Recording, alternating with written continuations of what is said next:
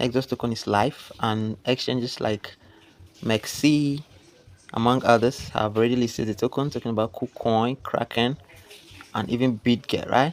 Coinbase as well. So how can you now check your Nexus airdrop?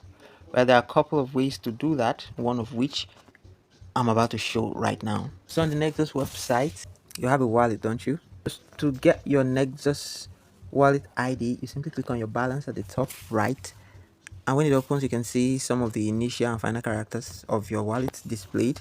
So all you need to do is click on deposit here, and you click on receive. So in addition to the QR, you can also find your wallet ID here. So you tap on the copy symbol right next to it, and that has been copied. So now you can go use the Explorer. Alright, so here we are on Nexus Mainnet Explorer.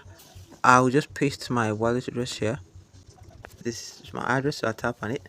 So this is it, right? So I have just one transaction, and I have received 0.89 NEX, right? Now what's the total supply of this token again? 100 trillion, right? So I ended up with less than 1 NEX.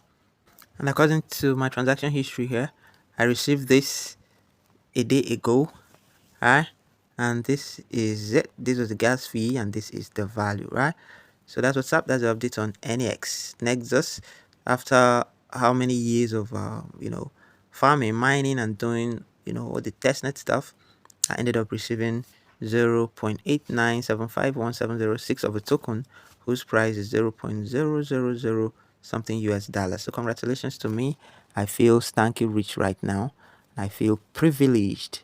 I feel deeply honored, right?